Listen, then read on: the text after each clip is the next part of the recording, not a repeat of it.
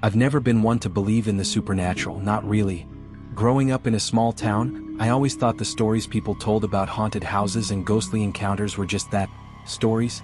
But what happened to me a few years ago in that old, abandoned house changed everything. It all began when my family moved into a new house on the outskirts of town. The house was old, built in the 1800s, with creaky wooden floors and faded wallpaper peeling from the walls. It was the kind of house you'd expect to find in a ghost story, but I didn't think much of it at the time.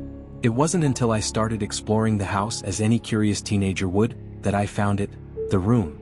It was at the end of the hallway, a door I had never noticed before. The rest of the house had doors that were clearly marked, but this one was different. It was an old wooden door, dark and weathered, as though it had not been touched in decades. The wood was chipped, and the hinges were rusted, making a creaking sound when I pushed it open. Inside was a room I had never seen in the house before, and I had explored every inch of it. The room was small, with faded furniture covered in dusty sheets. There was an old rocking chair in the corner, and the air was thick with the smell of mildew and decay. But what struck me the most was the silence. It was absolute, an eerie, unnatural stillness that settled over the room like a heavy blanket. I stepped inside, and the door slammed shut behind me, locking on its own. I tried to open it, but the handle wouldn't budge. That was when I first felt it, the coldness creeping up my spine, filling the room. It was as if the room itself had a presence, something watching me. I couldn't explain it, but the feeling was unmistakable. The atmosphere was thick, suffocating, as if the room was alive and wanted to keep me there. I managed to pry the door open and ran out, but that was only the beginning. After that night, I couldn't shake the feeling that the room was calling to me. I would catch glimpses of it from the corner of my eye, as if the door was open just a crack, beckoning me. I tried to ignore it, but the urge to know more about that room was overwhelming. There was something about it that pulled me in, a force I couldn't explain. One evening, my curiosity got the better of me. I decided to go back, but this time I was determined to figure out what was inside. I made my way down the dark hallway, my heart racing with each step. The house was eerily quiet, not a sound to be heard except for the creaking of the floorboards beneath my feet. When I reached the door, I hesitated for a moment, but then I forced myself to open it. The room was exactly as it had been before, only now it felt different. The air was thick with energy, and the coldness was even more intense. I stepped inside cautiously, my eyes scanning the room. The rocking chair was still there, and the dust was undisturbed. But something was off.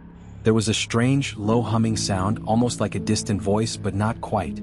I could feel the hairs on the back of my neck stand up, but I pressed on, determined to uncover the secrets of the room. I walked around, touching the furniture, trying to make sense of it all. That's when I noticed something, a faint, ghostly handprint on the dusty window pane. My breath caught in my throat. It wasn't just dust. It looked like it had been pressed against the window by something or someone trying to get out. Panic set in, and I quickly backed toward the door, but then I heard it. The rocking chair creaked, slowly moving back and forth, even though there was no wind. The temperature in the room dropped even further, and I could see my breath forming in the air. The humming grew louder, almost deafening, as if something, or someone, was trying to communicate. In a blind panic, I ran for the door, only to find it slammed shut again, trapping me inside. The room seemed to grow smaller, as though the walls were closing in on me. I felt something cold brush against my shoulder, and I spun around, but there was nothing there. The door finally creaked open, and I stumbled out, my heart pounding in my chest. I couldn't understand what had just happened, but I knew one thing for sure. The room was alive, and it didn't want me to leave. After the terrifying events in that room, I couldn't get any sleep. I spent the next few days researching the history of the house, desperate to understand what was happening. The more I dug, the darker the story became. The house had once belonged to a wealthy family in the late 1800s. The man of the house was known for his obsession with the occult, and rumors swirled that he had been involved in dark rituals. But it was the wife, Eleanor, who had caught my attention. She had died in the house under mysterious circumstances, and no one knew what happened to her. Her body was found in an upstairs room, but no one could ever explain what had caused her death. Her death was ruled an accident, but there were whispers that her spirit never left the house. I learned that the room at the end of the hallway had once been Eleanor's private space, where she spent most of her time. It was said to be a place where she had performed rituals, and some believed she had summoned something dark and evil into the house. The more I read, the more I became convinced that this was the source of the strange happenings. That night, I couldn't help but go back to the room. The house was still, too still, and I could feel the weight of history pressing down on me. I approached the door once more, heart pounding in my chest. When I opened it, the air was heavy, the temperature unbearably cold.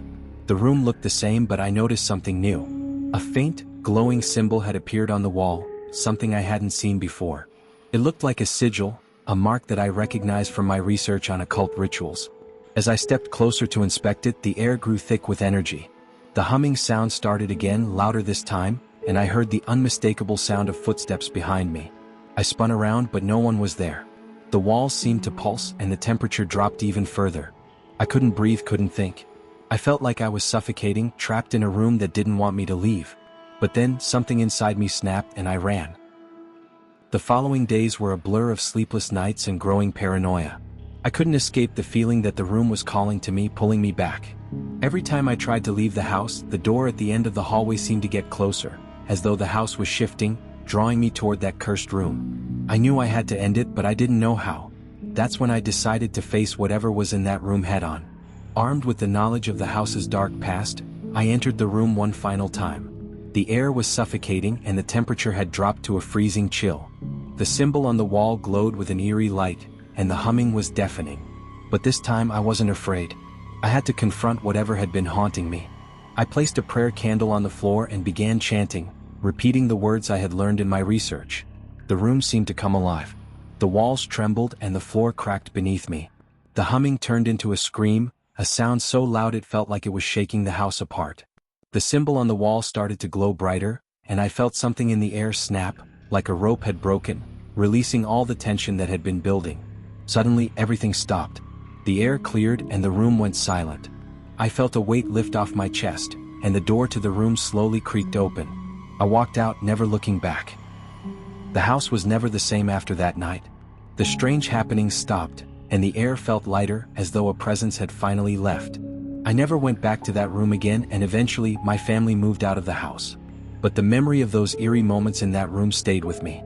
To this day, I don't know what exactly I encountered in that room, but I know one thing for sure: it wasn't just a room. It was something darker, something that shouldn't have been disturbed. And I will never forget the feeling of being trapped in a space that seemed alive, watching me, waiting.